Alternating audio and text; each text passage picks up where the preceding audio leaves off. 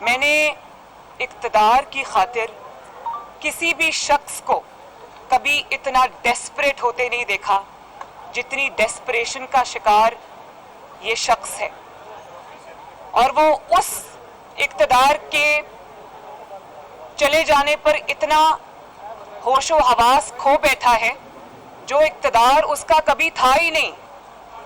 اس کرسی کے چلے جانے پر وہ اتنا دل گرفتہ ہے، اس کے دل و دماغ پر اتنی گہری چوٹ لگی ہے جو کرسی اس کی کبھی تھی نہیں، جو مینڈیٹ اس کا کبھی تھا ہی نہیں۔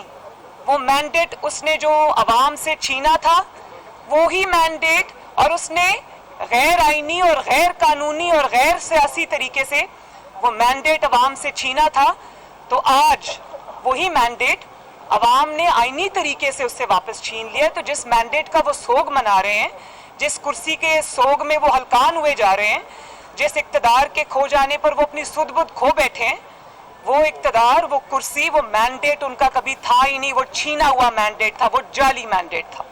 جو بدلہ ہے آج وہ ریاست پاکستان سے لینے پر تلا بیٹھا ہے، اس ناکامی کا ملبہ وہ آج ہمارے ملک، میرے ملک، آپ کے ملک پاکستان پر ڈالنے کو تیار ہے۔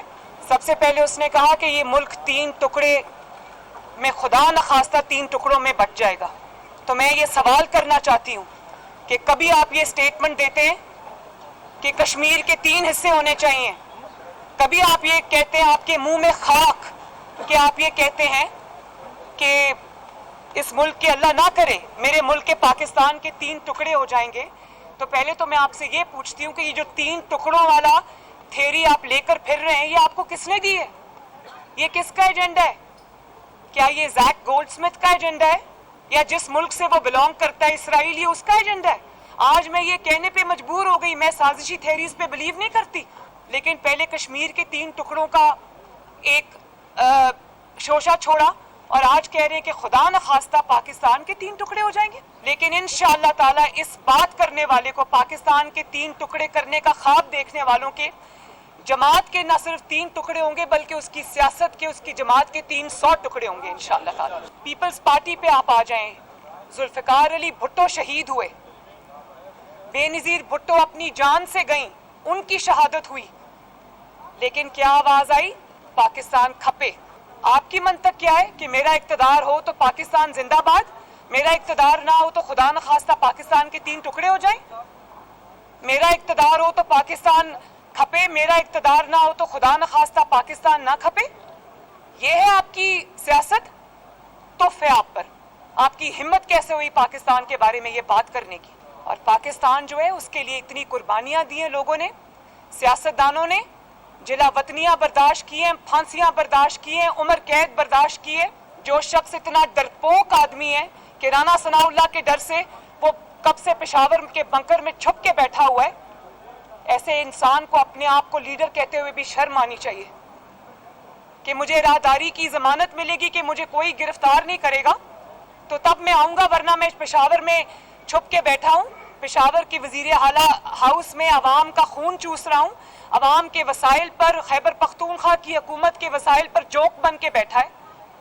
یہ ہوتے ہیں لیڈر؟ لیڈر عوام کو جوڑتے ہیں، توڑتے نہیں ہیں۔ کہ یہ بات انہوں نے آج پہلی مرتبہ نہیں کی، یہ انہوں نے اقتدار میں رہتے ہوئے 21 جون 2021 میں کو پرائم منسٹر ہاؤس میں HBO کے جو نمائندہ تھا جوناتھن، اس کو انٹرویو دیتے ہوئے کہی کہ میں سمجھتا ہوں کہ پاکستان کو ایٹامک پروگرام کی ضرورت نہیں ہے۔ ہم نے بھی افواج پاکستان پہ تنقید کی ہے، لیکن صرف تنقید مثبت کی ہے، اس لیے کی ہے کہ اگر کوئی لائن کراس ہو رہی تھی تو اس کی نشاندہی کی ہے تاکہ ان پر انگلیاں نہ اٹھیں۔ اپنے اقتدار کے لیے نہیں کی، اپنی ذات کے لیے نہیں کی، بلکہ اپنی ذات کو مصیبتوں مشکلوں میں ڈال کر وہ ایک سمت درست کرنے کے لیے کی ہے۔ اور آپ ان کو کہہ رہے ہیں صحیح فیصلے کریں ورنہ آپ تباہ ہو جائیں گے۔ صحیح فیصلے آپ کی نظر میں کیا ہے؟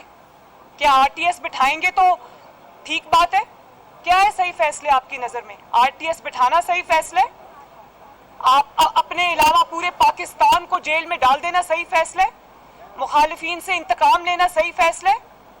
آپ کے اقتدار کو دوام دینا صحیح فیصلہ ہے؟ آپ کے مخالفین کو مارنا صحیح فیصلہ ہے؟ آپ اکانومی کی، پاکستان کی معیشت کی، غریبوں کی، ہر چیز کی آپ تباہی کریں، اس پہ خاموشی اختیار کرنا صحیح فیصلہ ہے؟ آپ پاکستان کو پوری دنیا کے ممالک سے لڑا دیں اپنی بے وقوفیوں کی وجہ سے، اور آج آپ ان سے کہہ رہے ہیں، ان کو سیاست میں گھسیٹ رہے ہیں عدلیہ کو کہ میرا لانگ مارچ نہیں ہو پا رہا تو میری مدد کرو اور میرا لانگ مارچ کرو.